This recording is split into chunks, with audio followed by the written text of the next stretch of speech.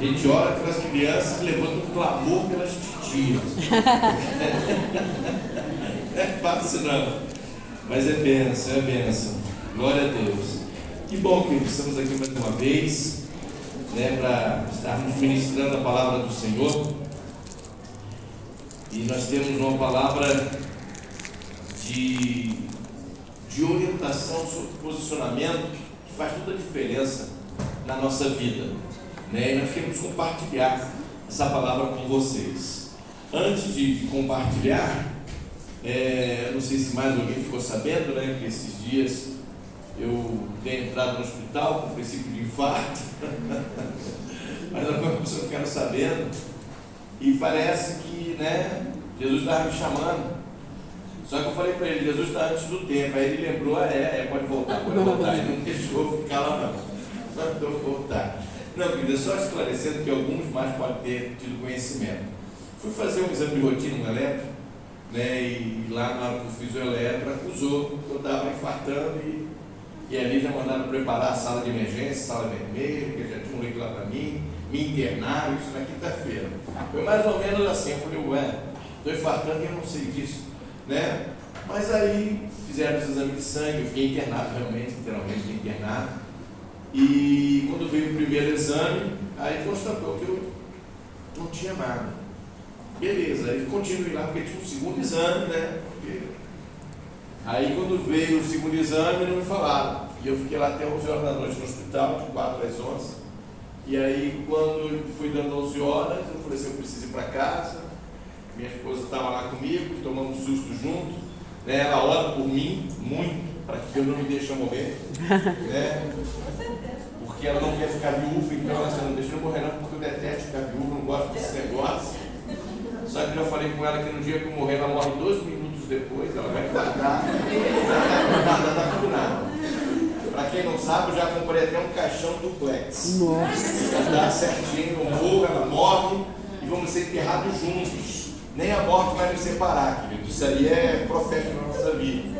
E eu vou ficar na parte superior do caixão, ela na parte inferior, porque se alguém quiser orar por ela para ressuscitar, vai ter que passar por cima do meu cadáver.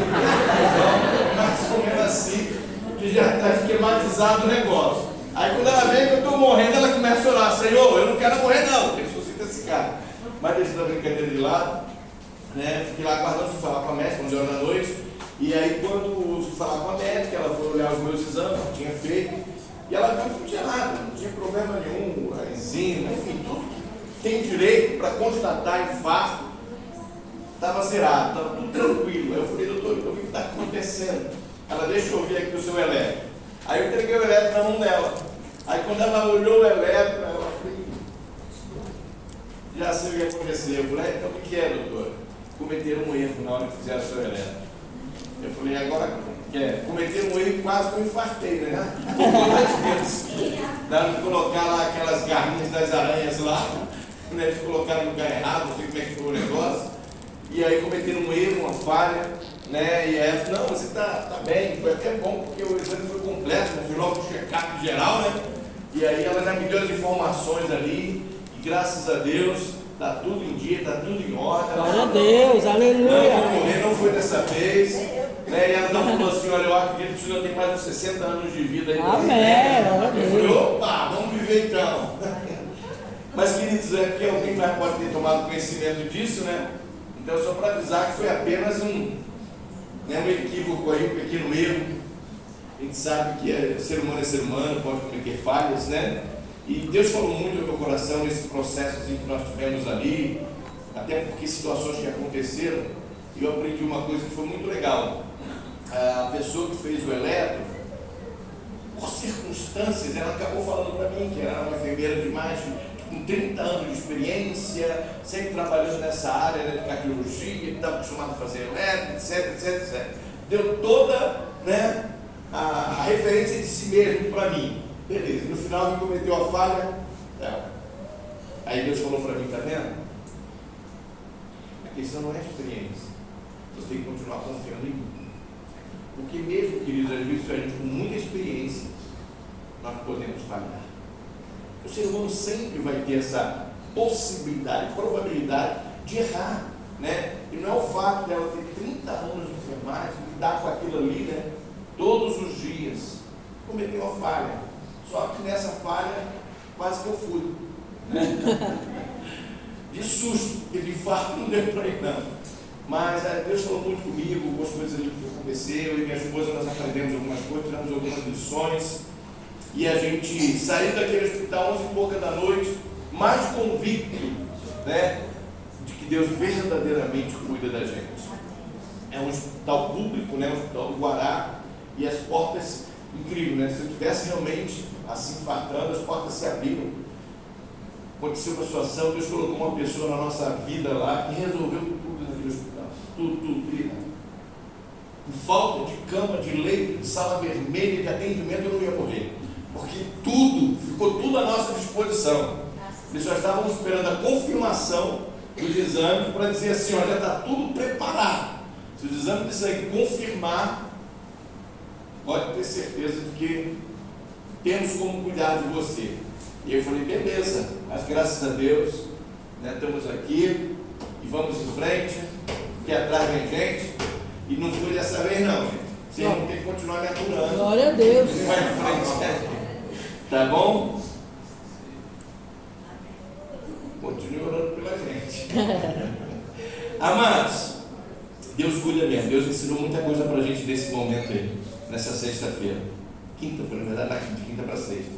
Eu quero falar de 3 coisas nessa noite, né, com vocês, que é muito importante, inclusive o tema da nossa mensagem fala justamente isso. 3 coisas que todo ser humano precisa saber. Toda pessoa precisa saber, você precisa saber. E, claro, o fato de saber não resolve, mas o fato de pegar essas coisas que você vai tomar conhecimento, são coisas que para muitos já são conhecidas, para outros talvez não, e fazer disso a sua prática, ou seja, você exercitar essas coisas, colocar em prática, e tenho certeza que isso vai ajudar na sua jornada. Por quê? Porque a gente precisa, querido, saber como conduzir a nossa jornada de vida, como conduzir o nosso dia a dia. E o tema é justamente isso, 3 coisas que todo ser humano precisa saber. Salmo de número 25, verso 12. Diz assim,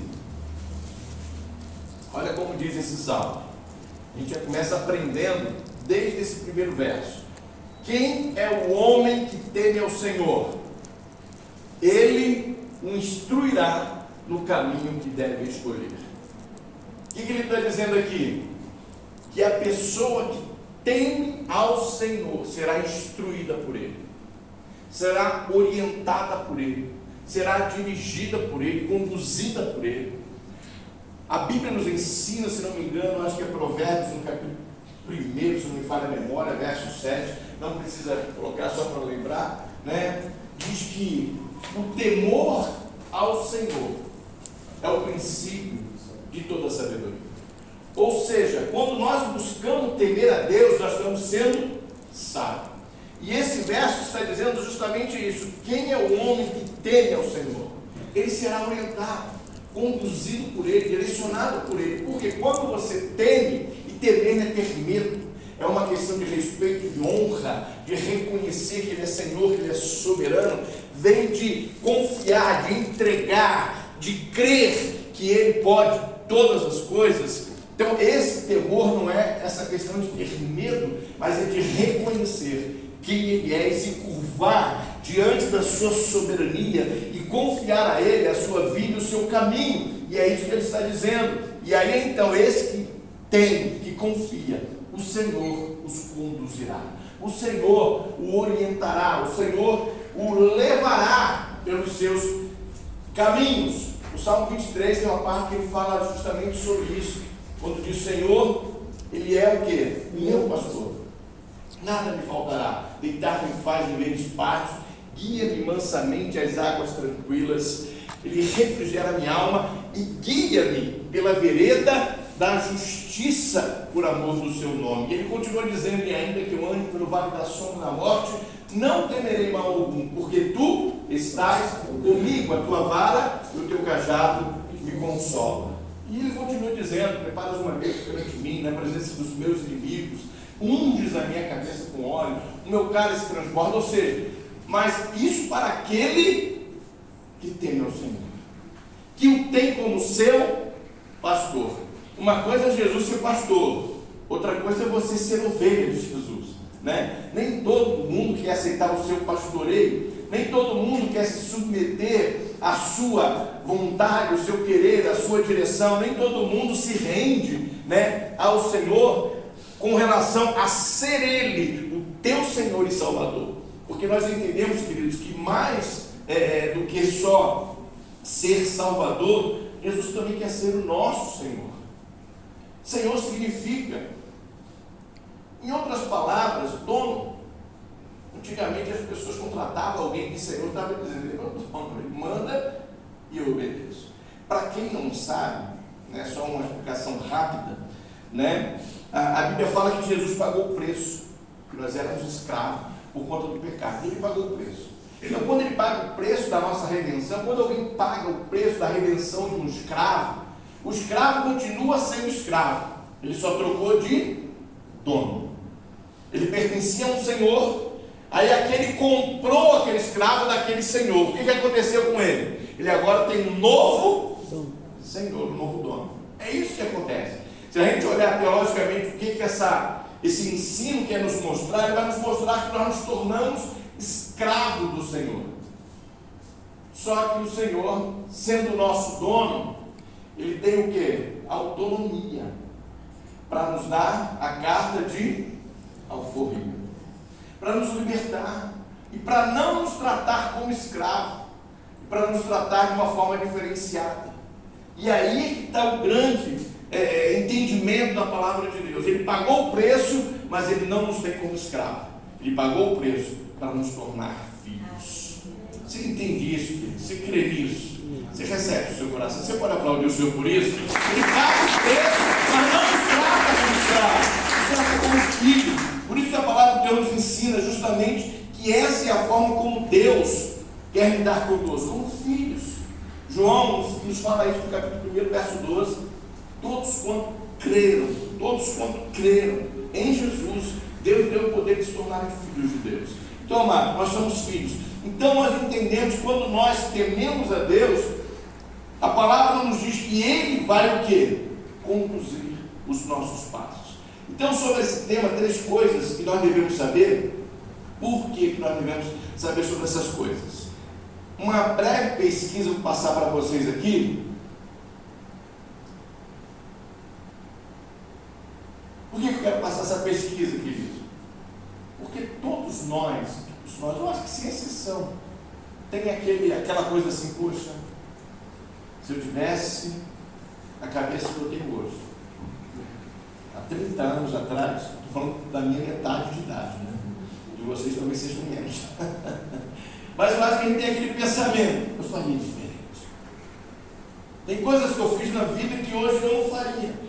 Não é verdade? Tem sempre aquele sentimento de arrependimento. E tem uma pesquisa da revista Psi. Psi alguma coisa aqui, tá bom? Ela revelou que 70% das pessoas que foram entrevistadas afirmaram que, se pudessem voltar atrás, ou seja, voltar no tempo, teriam feito escolhas diferentes na vida. 70% das pessoas entrevistadas, algumas lamentam não ter investido mais na família, outras dizem que erraram ao se envolver com certas amizades, muitas lamentam ter ignorado conselhos e oportunidades. Ou seja, a pesquisa mostra que na grande maioria se arrepende de algumas coisas em suas vidas que elas não entenderam e fizeram as escolhas erradas. E aí, meus queridos, não tem como a gente voltar no tempo, né? Isso é só em filme, ficção, mas ainda não conseguimos, né, fazer aquele processo de desintegrar o ser humano, né?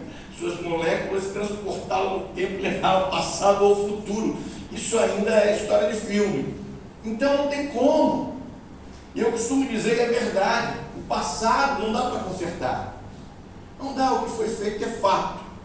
Está lá, está registrado, está arquivado lá, mas está. Agora o futuro pode ser diferente, porque o presente eu posso tomar atitudes para que o meu futuro seja diferente, não seja consequência daquilo que eu vivi no passado. Então eu entendo que as pessoas às vezes se arrependem de algumas decisões que tomam, de escolhas que tomam. Além disso, um estudo da Universidade de Colômbia mostra que cada pessoa toma em média 35 mil decisões por dia. Olha só, 35 mil decisões, Davi, você toma por dia em média. Mas como assim, pastor? São aquelas decisões, desde as mais simples às mais complexas durante o dia. Você abre o olho, vou levantar agora? Não. Deixa eu olhar o relógio. Que horas tem? Levanta ou não levanta? Aí começa por aí, dessas contabilidades que eles fazem, né? O que eu vou comer no café da manhã? Né? Vou escovar meu dente? Não, hoje não quero escovar. Tem gente que não quer, né? Estou corrido, né? Quantas vezes eu vejo mulheres, né? No trânsito, para no sinal, puxa aquele quebra-solzinho assim, né? Aquele quebra-sol. Não deu tempo de se maquiar, tá passando um batom. Então ela saiu, tomou a decisão de fazer a maquiagem dela no trânsito, no carro, e vai por aí. São decisões, é isso que eles querem dizer. A nossa mente, o nosso cérebro, ele está sempre em movimento, sempre tomando decisões do nosso dia a dia, das coisas mais simples às mais complexas. Então, há quem diga, segundo essa pesquisa, que 35 mil decisões são tomadas por dia em relação às nossas vidas.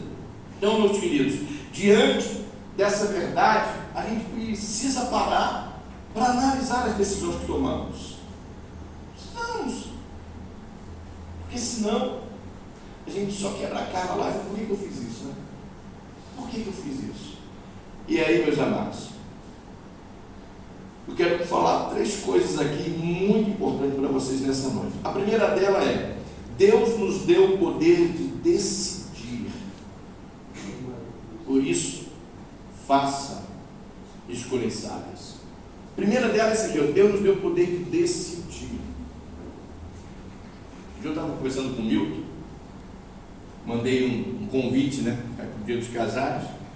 Aí o Milton resolveu fazer um vídeo para mim, trotando no cavalo, numa mula, né? Eu estava ali na mula, eu entendo de cavalo pra caramba, entendeu? Aí estava na mula, né? Trotando e fazendo vídeo. Pastor César, estou aqui, meu amigo, estava com um parceiro lá, né? Estamos indo não sei para onde. Eu falei, legal, que legal, né, lá no vídeo. E aí, ó, estamos sim, vamos sim, tá? Ele resolveu fazer aquele vídeo trotando na mula. Qualquer hora vem aqui comigo, para a gente dar um passeio. Pô, nada. Vai sim.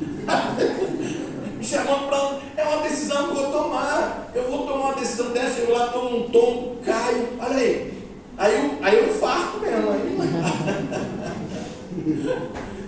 Queridos, eu já andei a cavalo na minha vida. Andei. Quantos anos? Eu tenho 50 anos atrás. Mas são decisões, ele fez o convite, eu escolho ir ou não. Entende, amados? A gente faz as nossas decisões e aí então nós precisamos entender que nós temos esse poder. E eu quero falar algumas coisas para vocês aqui, dentro de alguns textos bíblicos, que nos mostra justamente isso. O Senhor te deu livre-arbítrio para você tomar decisões sobre a sua vida. Hoje você decidiu vir aqui, está aqui. Outros, por alguma razão, foram impedidos. E outros simplesmente decidiram não vir. Não vir. Faz parte do processo de cada um. Eu acho que eu tenho que botar na porta da igreja uma placa assim escrita. Igreja, vamos botar assim o nome: Igreja Núcleo da Fé, vem quem quer. Quem não quer, não vem. É verdade? Está no coração de cada um. Nós podemos obrigar as pessoas a vir a esse lugar? Não, não podemos. Nem lugar nenhum. É isso que eu quero dizer. As pessoas, elas tomam suas decisões porque elas querem fazer na vida, queridos. Olha o que diz aqui o texto de Deuteronômio, capítulo 30, verso 19. Coloca para a gente aí. Olha o que Deus está falando. os céus e a terra tomo hoje por testemunhas contra ti, ou seja, diante de ti, né? Que te tem proposto, Deus falando, te tem proposto o que? A vida e a morte, a bênção e a maldição. E aí ele dá um conselho. Ele falou: estou colocando diante de você a vida e a morte, a bênção e a maldição. Aí ele diz assim: escolhe, pois, a vida, para que vivas, quem? Tu, sua descendência, sua semente são seus filhos, são seus descendentes. Deus está falando: eu estou colocando diante de você a vida e a morte, a bênção e a maldição. E eu te aconselho, escolha aquilo, querido, que vai ser bênção para a sua vida. Mas é você, queridos. É você quem decide. Não adianta depois querer culpar o sistema, culpar alguém, culpar, não adianta. Não adianta, amado. Você decidiu. Você decidiu. Por que as pessoas se envolvem com drogas? Por que as pessoas tomam essa decisão de usar, seja a droga que for? Porque o nome já diz, é uma droga. E as pessoas querem experimentar, querem fazer uso e se enveredam por esse caminho. E aí depois que estão viciados, como saem? Entende, amados? Graças a Deus por aqueles que dizem: eu quero sair, eu quero sair. Nós estamos, acabou já o encontro com Deus de homens que nós estávamos lá, terminou hoje na parte da tarde. Pessoas lá publicamente falando das decisões erradas que tomaram e sofrendo consequências, entre elas várias. Eu não quero entrar no mérito aqui, mas muitas. E eles indo lá na frente confessar: eu me envolvi com isso, eu fiz isso, aquilo outro, confessando as escolhas erradas e vivendo as consequências. Deus está falando: olha, a escolha é tua, a decisão é tua, mas você tem opção. Você não precisa escolher as coisas ruins, você pode escolher as coisas boas. Na brincadeira, claro, agora brincando, né? A gente às vezes brinca com as pessoas e fala assim: olha, ter pai pobre. Vocês já ouviram essa brincadeirinha? Ter pai pobre é destino, sabe? Mas ter sogro pobre é burrice. O sogro pode escolher. O sogro não pode escolher. Pai não dá para escolher. Mas sogro você pode. Opa, peraí, deixa eu ver como é que está esse negócio aqui. Olha que está namorando aí, olha para o sogro, vê se ele é rico ou se ele é pobre, né? Queridos, é isso que eu quero dizer para vocês. Claro que eu falo em torno de brincadeira, mas é a verdade. Não nesse contexto, claro, né? Não tem nada a ver. Olha assim, você tem o poder de decidir, de escolher o que você verdadeiramente quer para a sua vida. Há quem diga, dentro de uma máxima, que nós somos a somatização de todas as decisões que tomamos na vida. O que você é hoje é o resultado das tuas escolhas que tu vem fazendo desde lá de trás, seja em todas as áreas. Josué, no capítulo 24, 15, diz assim uma coisa que eu acho muito legal: olha. Porém, se vos parece mal aos vossos olhos servir ao Senhor, escolhei hoje a quem sirvais, se os deuses a quem serviram vossos pais, que estavam da além do rio, ou os deuses dos amorreus, em cuja terra habitais. Porém,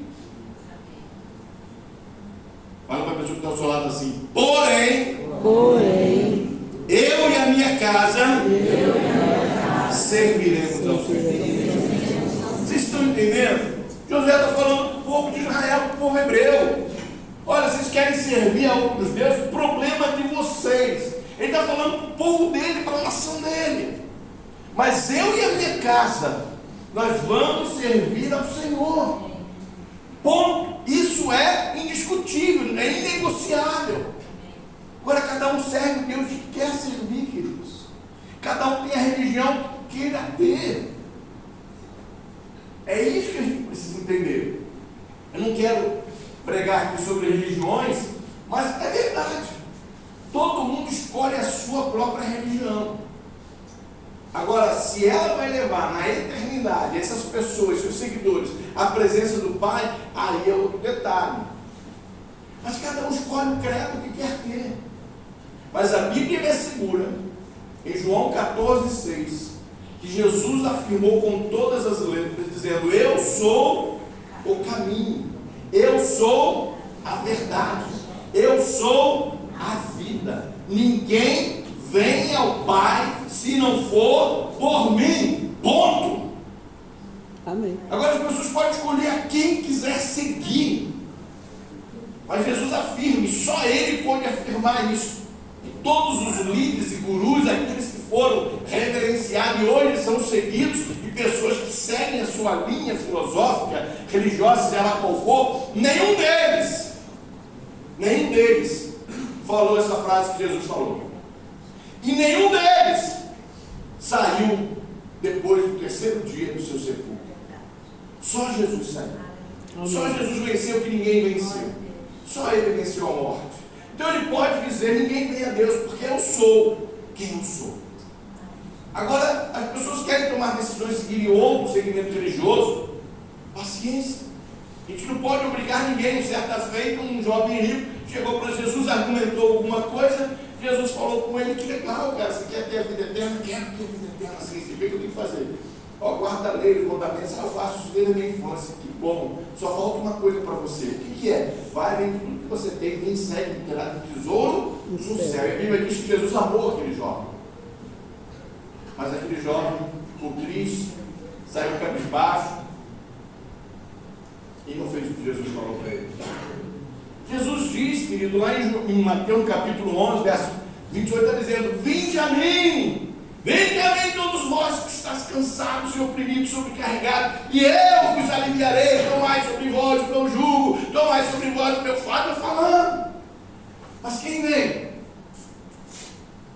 Entende o que eu queria dizer? É assim, quem vem? Ele convida todos. Para isso, a Bíblia diz que o Filho de Deus se manifestou para destruir as obras de Satanás e libertar os seres humanos. O versículo mais conhecido da Bíblia é João 3,16. Porque Deus amou o mundo de tal maneira que deu seu Filho unigênito, para que todo aquele que nele crê não pereça, mas tenha a vida eterna. É esse o detalhe. Mas Jesus deixa o quê? Você escolher. Jesus fala que existem dois caminhos. E Ele fala de uma forma muito clara. Querido, às vezes eu paro para pensar assim, falei: Senhor, nos perdoa. Nós estamos vivendo dias de insanidades. Queridos, eu fico assim pensando como é que Deus fica olhando para a criatura dele nos dias que nós estamos vivendo. Sabe? Jesus fala só: tem dois caminhos. Um é estreito. Não é tão simples não. Mas esse vai te levar à vida eterna. Vai te levar a estar com Deus para todo sempre. E o outro caminho é largo, é espaçoso. Ó, são assim, muitos passam por ele, mas levam para a perdição eterna. O que ele está falando? Escolhe o que vai te levar para estar com Deus para sempre. Entende, amado? Mas as pessoas estão vivendo tempo insanos, né? Tempo insano. Agora, a moda nesses dias aí que surgiram, não sei quanto tempo tem isso, esses dias que eu fiquei sabendo, dos tais bebês Reborn. Hein? Reborns. Reborn. É. Beleza, quer ter um boneco, né, bem parecido com criança, é uma coisa. Mas nós estávamos vendo um vídeo, criaram uma maternidade para as pessoas gerarem bebê e bornem lá na maternidade, com coisinha e tudo. Escola para bebê. E vocês não sabem de nada. Tem, no ato de uma separação de um casal que tem bebê e borne, eles vão para o juiz discutir a guarda do bebê. Parece insanidade isso, né? É o que nós estamos vivendo. Quem vai ficar com o bebê? Gente, vai na loja comprar outro. É só. Não, mas aquele nós cuidamos desde o dia que nós compramos. Insanidade, querido. Eu fico imaginando Deus olhando assim. Caramba.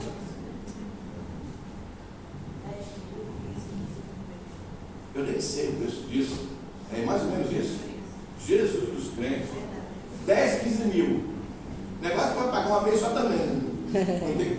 Não, hoje tem até escolinha para eles. Tem que amar assim. Aí fala assim, são escolhas que as pessoas estão fazendo, decisões que as pessoas estão tomando de forma insana, queridos. De forma insana. Então a primeira coisa que nós precisamos entender é que Deus nos dá, querido, o livre-arbítrio para tomarmos as nossas decisões. E aí, diante disso, nós temos um exemplo. Adão escolheu desobedecer e trouxe isso consequências eternas. Josué escolheu servir ao Senhor, ele e Caleb, e alcançar uma terra prometida, a bênção que era a promessa, porque decidiram se posicionar, e assim por diante. Nós precisamos, queridos, prestar bastante atenção com relação às escolhas que fazemos. Agora, pastor, se eu escolho certo, beleza, e se eu escolho errado? A Bíblia diz, eu vou ler com você, ninguém está isento da parte de Deus de prestar conta das suas decisões, das suas escolhas. Olha o que diz 2 Coríntios capítulo 5, verso 10. Diz aqui, porque todos devemos comparecer ante o tribunal de Cristo, para que cada um receba segundo o que tiver feito por meio do corpo. Está falando desse tempo de vida, ou bem ou mal. Todos vão comparecer perante o Senhor, sabe, para prestar conta das suas escolhas, das suas decisões, do que eles fizeram quando estavam vivos aqui, as decisões tomadas. Então, amado, a gente precisa entender isso, que as nossas decisões, elas vão nos levar lá na frente a prestar conta daquilo que fazemos. O segundo ponto que eu quero falar com vocês é: Deus tem um plano para cada pessoa, e Ele é único, e nós precisamos seguir. Não é que Deus deixou você sem opção. Você lembra do texto que nós lemos? Deus colocou vida e morte, mas está aqui, ó, tem a opção da vida. Deus tem um plano para nós. Agora as pessoas às vezes não escolhem o plano de Deus. E aí a gente vê Jeremias no capítulo 1, verso 5, o que diz o seguinte: antes que eu te formasse no ventre, eu te conheci, e antes que saísses da madre, te santifiquei, e as nações te dei por profeta. Nós aprendemos, queridos, que Deus justamente planeja para nós. Ele não traz você a esse mundo sem propósito, sem um plano, sem uma razão. Você não está aqui por estar, mas você precisa conectar-se com Deus para saber o que Deus realmente planeja para a sua vida e viver o plano que Deus estabeleceu, segui-lo. 1 Coríntios capítulo 12, verso 18 diz assim, olha: mas agora Deus colocou os membros no corpo, cada um deles como quis. Paulo está falando do corpo no sentido humano. Está falando que Deus estabeleceu cada parte do corpo, identificando as de membros. Então não tem como a orelha querer ser olho, o olho querer ser nariz. Não tem. Cada um tem sua função, tem sua razão de existir, tem o porquê estar ali. O que isso quer nos dizer? Que Deus tem um projeto, tem algo que Ele planejou, que Ele traz para a gente tomar conhecimento, para que você possa tomar a decisão e seguir o plano que Deus estabeleceu. O problema é que as pessoas têm o livre-arbítrio e estão dizendo não. Está dizendo não, amados. Cada ser humano é único.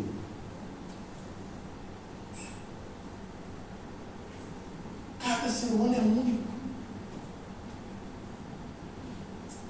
Esses dias, um tempo atrás aí, teve uma empresa, né, que estava colhendo a íris, né, não sei se vocês viram isso aí, estava colhendo, estava pagando um preço, não sei se era 400 pratas, 500 reais, para você ir lá, botar os teus olhos lá e eles pegar a tua íris ali e armazenar. Por quê? Porque, segundo a informação, as digitais já estão provadas que podem ser falsificadas, mas a íris ainda não. Então eles estavam recolhendo essas íris para que a pessoa realmente tenha uma identidade. Não é que cada um, não é que você tenha uma digital semelhante da outra. A digital demonstra que você é único, mas eles estavam falando do mundo da falsificação. A íris não consegue, pelo menos até agora. Me lembrei agora da história da máquina. Quando eu fosse pensando, eu lembrei da historinha da máquina de pegar ladrão. Quem já ouviu essa historinha da máquina de pegar ladrão? Já ouviram? Criaram uma máquina de pegar ladrão, aí estriaram a máquina dos Estados Unidos. Uma hora que a máquina estava funcionando, conseguiram capturar 80 ladrões. Uma hora. A máquina tem que ter os caras, a polícia prendia e tal. Aí botaram lá na Inglaterra a máquina, levaram para a Inglaterra uma teste. Com uma hora na Inglaterra conseguiram captar 50 ladrões. Com uma hora. Aí o povo brasileiro, não, tem que trazer essa máquina para cá. Aí trouxeram a máquina para o Brasil, botaram lá na explorada. Isso não. Botaram na explorada. Em 10 minutos roubaram a máquina. Deram sumiço. É incrível isso. Claro, brinca, né? Mas a gente precisa entender, queridos, que nós somos únicos, que o povo brasileiro é único. Amados, nós somos uma peça, a gente chama de indivíduo, nós somos o individual. Você é individual, você é pessoal, você é único. É único. Agora, se um mais bonito, outro menos, né? Paciência. Tem gente que acumula beleza, né? Falta para o outro. Aí quando o outro nasce, mas faltou para você, cara. Vai do jeito que está. Eu quero dizer que Deus, na sua forma de ser, e enfim, alguém já me disse que qualquer coisa é uma palavra, qualquer um é uma palavra usada no Japão, porque é quando eles queriam pegar um japonês e o nome do cara era difícil. Aí vinha um caminhão lotado de japonês. Eu falei assim, e aí, quem é fulano? Não importa, qualquer um, porque tudo é a mesma cara, parece todo mundo igual, o nome tudo parecido. Mas por incrível que pareça, por mais que para nós eles são muito iguais, eles são diferentes. Eles são diferentes, gente. Eles são diferentes. Deus deu a cada um o seu jeito de ser. Então, amados, o que nós aprendemos? Que Deus tem um plano para você é indivíduo, você foi criado por Deus. Acredite no que Deus estabeleceu para a sua vida e siga esse projeto de Deus. A Bíblia fala que desde o ventre da nossa mãe, a mão do Senhor está nos tecendo, está nos formando, nos dando forma, quando não tínhamos forma. E Ele te traz à existência, e mais que isso, a Bíblia diz que antes dos teus dias existissem, Deus o escreveu. Ou seja, Deus planejou algo para você. Descubra isso e viva. Não tome suas decisões sem buscar em Deus. Quando a gente quer saber como funciona, né, alguma coisa que foi criada por alguém, nós temos que ler o manual, querido, saber o que o manual está dizendo, explicando sobre aquilo. E nós somos obra-prima das mãos de Deus. Rapaz, eu vi como o bicho nesse celular dá aquela sumida aqui.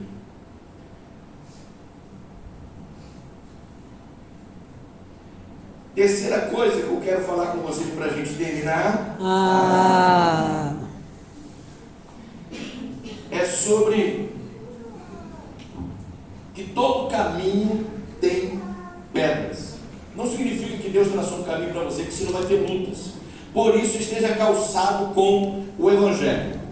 Efésios, no capítulo 6, verso 15, diz assim, quando fala das armas que Deus estabelece para que a gente possa usá-las, né?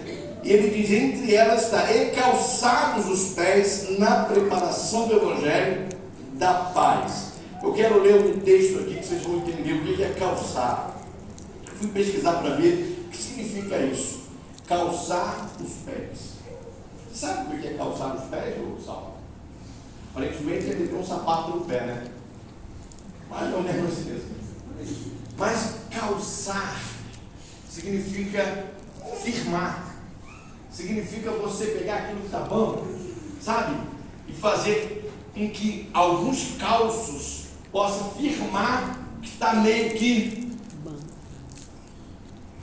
Calçar é mais ou menos isso. Aquele móvel que tu colocou naquele canto lá, opa, está balançando. Aí você vai lá procurar ver o lugar que está mais alto, mais baixo, coloca um calço ali embaixo. Essa palavra calçar, ela vem do latim e ela tem a ver, olha só a pronúncia, calçar. ela tem o mesmo que calcanhar. Por quê? Porque ela tem a ver justamente com os pés mesmo. A ideia era uma proteção, foi criada uma proteção, daí vem a palavra sapato. Interessante isso, né? Criar uma proteção para os pés. E quando nós andamos, né? Gente, por favor, hein? Vamos falar de regra, não de exceção. Por via de regra, quando nós andamos, né? Normalmente nós colocamos o que no chão? Primeiro, o calcanhar. Se tiver algum homem andando assim, então nós colocamos o calcanhar. E essa palavra calçar significa calçar o calcanhar, proteger e dar a ele estabilidade e resistência na sua trajetória, na sua caminhada. Então, quando fala calçar os pés, está falando justamente isso, você viver calçado. Aí eu vou mostrar o que é calçar os pés com o Evangelho. Peguei aqui um exemplo de Jesus. Passa para a gente que eu vou lendo aqui para adiantar. Beleza aí, meus queridos? Peguei o exemplo de Jesus em Mateus no capítulo 4. Você vai pegar isso aqui de uma forma tranquila. Nós vamos estar orando para encerrar aqui a nossa ministração. Olha só, em Mateus no capítulo 4, a partir do primeiro verso até o 11. Calçar. Estar firme. Então foi conduzido Jesus pelo Espírito ao deserto. O mais interessante que ninguém precisa entender isso aqui, que foi o Espírito de Deus, o Espírito Santo, que levou Jesus ao deserto. A gente às vezes precisa parar para pensar, sabe? Quando a gente fala que é o diabo, tudo é o diabo, tudo, nós somos filhos de Deus, queridos. É Deus que é. Aí fala assim, foi o diabo lá no hospital, mas não foi não, mano. Deus me levou naquele hospital, o pastor Paulo de Itajaí, porque eu estava lá, ele entrou no hospital, orou por aqueles enfermos que estavam lá, ministrou. Se não tivesse lá, não teria entrado. Entende o que eu estou querendo dizer? Analise o que Deus está fazendo, para a gente não colocar a culpa no diabo, quando é Deus que está agindo. Porque a gente tem aquele conceito de que uma coisa ruim é o diabo. Você lembra de Jó? Tudo que aconteceu? O que Jó fez? Virou para o canto e falou: Deus deu e Deus tirou. Louvado seja o nome do Senhor. Então nós precisamos entender que Deus está no controle das nossas vidas, queridos. E a Bíblia fala que nós somos propriedade exclusiva de Deus. Por isso o maligno não nos toca. A Bíblia nos assegura isso. Então eu creio nisso. Isso é calçar os pés com o Evangelho da paz. Olha só o que diz. Então foi Jesus conduzido pelo Espírito ao deserto para ser tentado. Foi conduzido pelo Espírito ao deserto para ser tentado pelo diabo. E tendo jejuado 40 dias e 40 noites, depois teve o quê? Fome. Jesus teve fome. No momento da fome, chegando-se a ele quem? O tentador disse: se tu és o Filho de Deus, manda que essas pedras se transformem, manda que essas pedras se tornem em pães.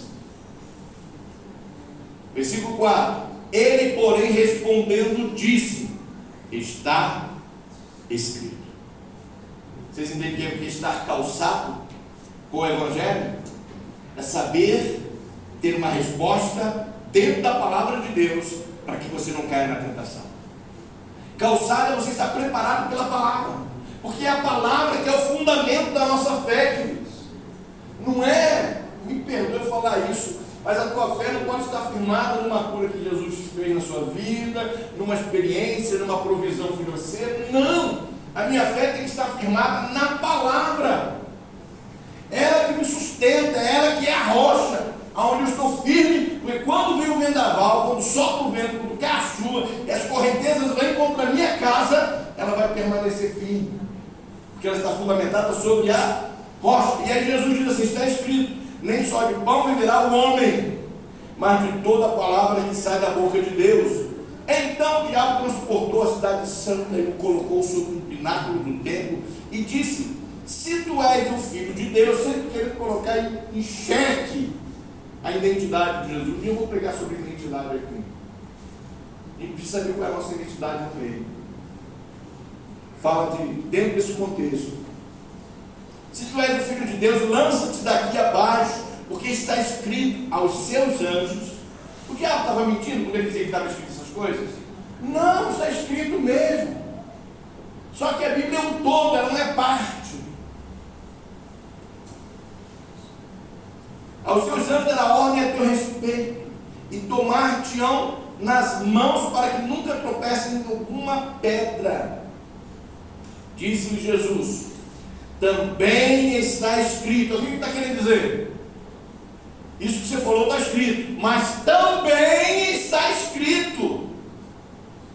Não só o que você está falando, capeta, mas também está escrito: não tentarás o Senhor teu Deus. Você entende que está calçado, querido? Firme na palavra. Você não fica, sabe, com medo quando alguém bate na tua porta. Os camaradinhos que batem na nossa porta, né? Eu queria fazer um estudo do Evangelho da Palavra com vocês.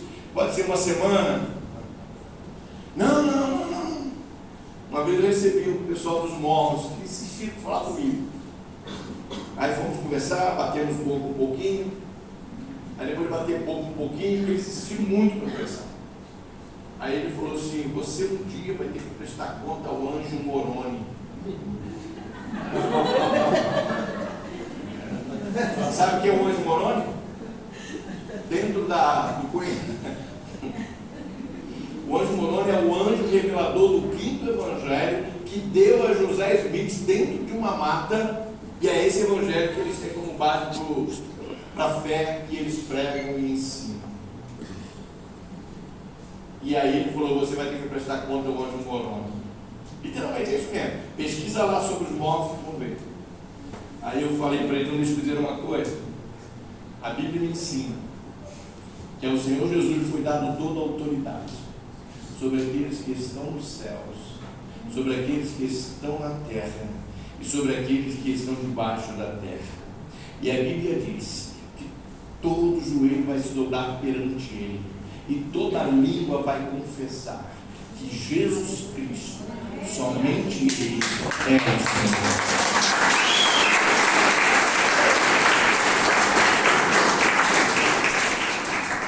E aí falei para ele, inclusive, que o anjo Moroni vai estar lá de joelho diante do meu Jesus. Levantar, cuspindo, marimbondo. Embora, não dá mesmo não. Jesus é maior do que qualquer coisa que estão pensando. O que é isso, queridos? Calçado com o Evangelho. Você precisa estar calçado com o Evangelho. E aí você não vai ter medo. É isso que Jesus está falando. Verso 9, disse-lhe, verso 8: novamente o transportou o diabo a um monte muito alto e mostrou todos os reinos do mundo e a glória deles. E disse-lhe: tudo isso te darei se prostrado me adorares. Olha a proposta. O diabo faz isso, né? Ele oferta um montão de coisa para a gente.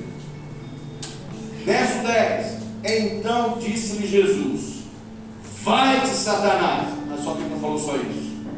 Porque está o quê? Escrito: ao Senhor teu Deus adorarás e só a Ele servirás. Então o diabo deixou, e eis que chegaram os anjos e o serviram. Vamos colocar em pé, queridos. O que nós aprendemos, queridos, com essa palavra? Primeira coisa, você é livre para tomar as decisões que você queira tomar, seja em que área for. Você é livre para fazer as suas escolhas. Só que nós precisamos aprender. A gente fala isso aqui de vez em quando, que a semente da nossa plantação, das nossas decisões, nós escolhemos. Mas a colheita é apenas a consequência do que você semeou. Escolher a semente você escolhe, mas o fruto não, meu. O fruto não, meu. O fruto não, meu. O fruto é a consequência da semente plantada. As nossas decisões são as sementes que plantamos em nossas vidas. os frutos são a consequência daquilo que com certeza há de vir por conta da nossa semeadura. Por conta da nossa semeadura. Então eu entendo que nós precisamos ser sábios. Há um texto que Jesus fala assim: de que adianta, olha só, que esse é um princípio de sabedoria. De que adianta o homem ganhar o mundo inteiro e perder a sua alma? Porque as pessoas vivem em função do dinheiro e esquecem que daqui nada levamos, nada podemos. Nada. Paulo fala sobre isso. Quando ele fala justamente sobre isso, ele está dizendo: nada trouxemos. Quem nasceu de roupa aqui? Quem nasceu já com sapatinho?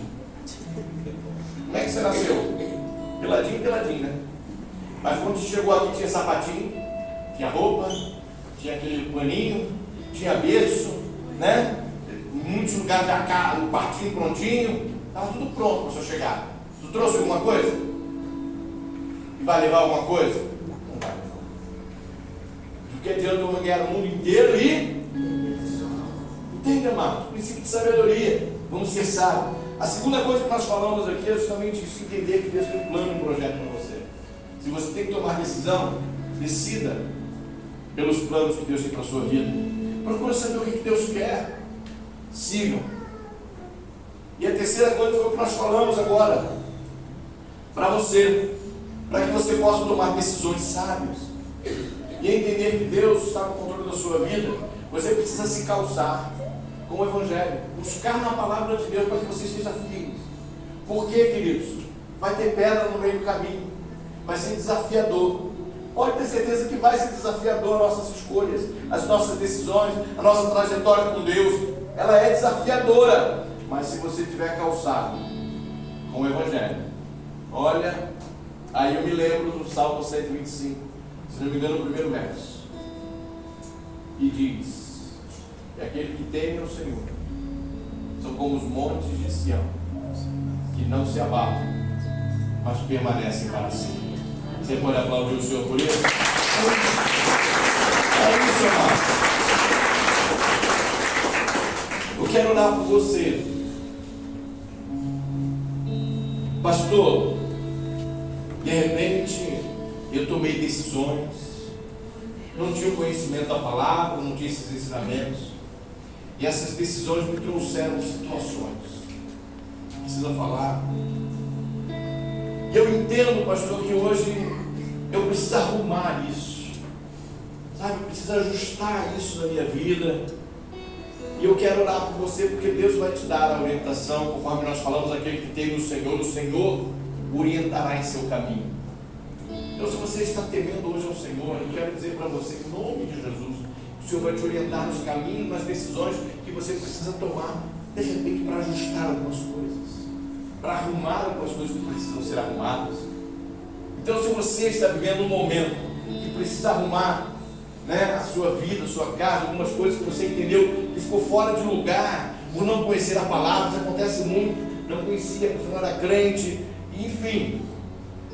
Mas Deus quer endireitar as suas veredas, Deus quer arrumar a sua vida, Ele quer ajustar para que você possa recomeçar e reiniciar um novo tempo, uma nova história. E em nome de Jesus eu quero orar por você. Nós vamos estar cantando uma canção. Após essa canção, eu quero que você cante também, que você adore conosco. Eu vou estar orando em nome de Jesus pela sua vida, se assim você também desejar.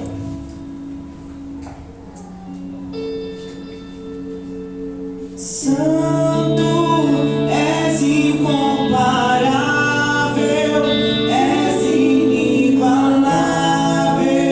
Abre os meus olhos, Senhor.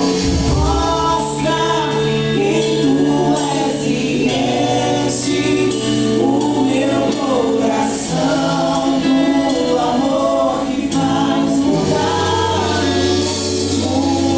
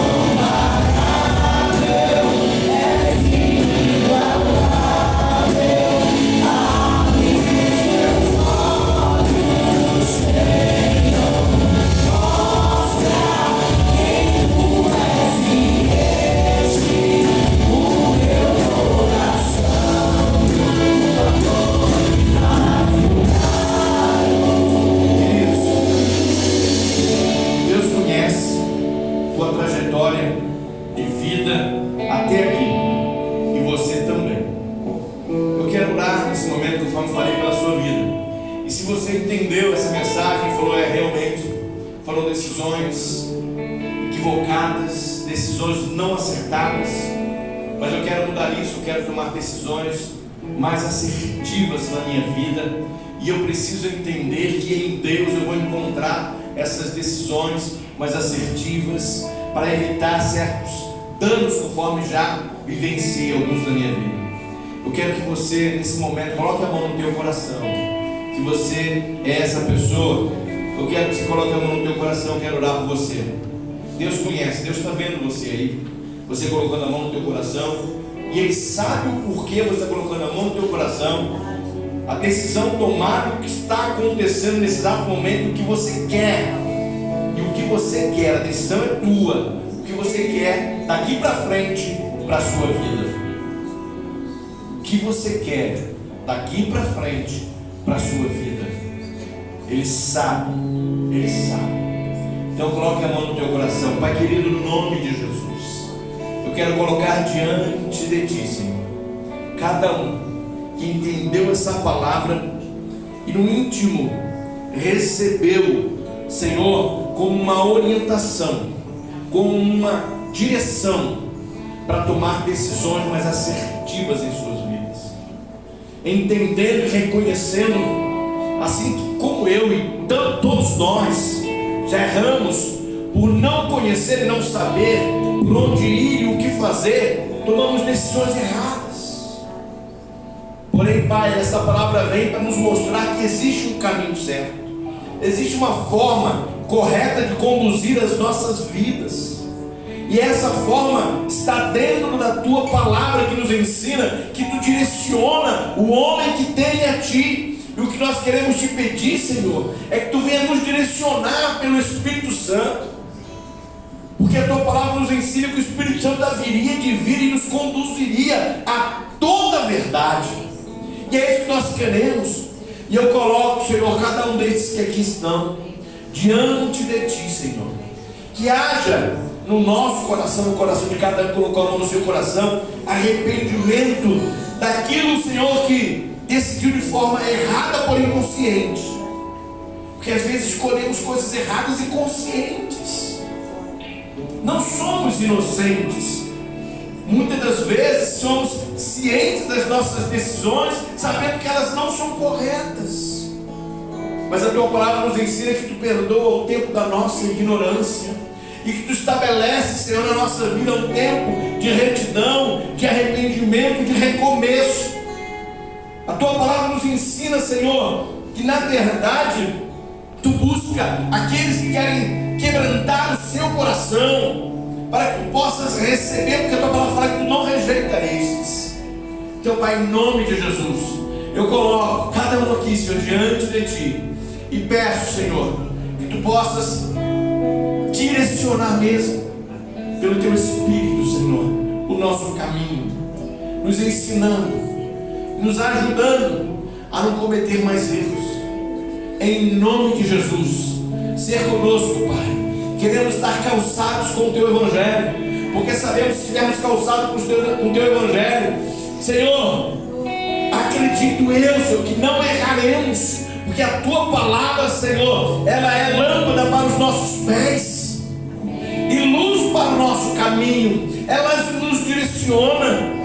Tua palavra nos ensina que quando nós a escondemos no nosso coração, é para que não venhamos pecar, errar contra Ti.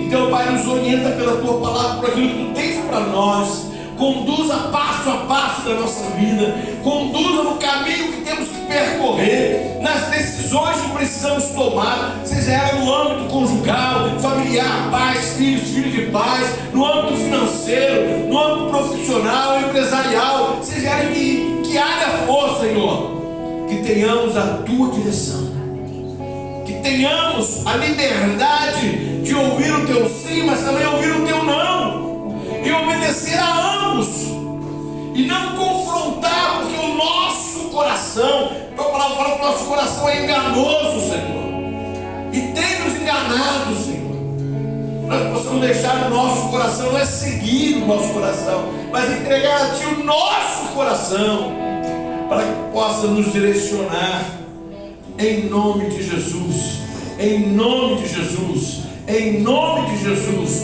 Toma as rédeas, Senhor, da nossa vida, toma as rédeas da nossa vida, Senhor, e nos conduza, e nos ajuda, Senhor, a fazer as escolhas, tomar as decisões com sabedoria, para a glória do Teu nome e para o nosso próprio bem. É isso que nós te pedimos, Senhor, e te agradecemos em nome de Jesus, e te aplaudimos por isso mais uma vez, porque entendemos que queres o melhor para nós, em nome de Jesus. Aleluias. Glória a Deus, queridos. Pode se sentar mais um pouquinho, por favor.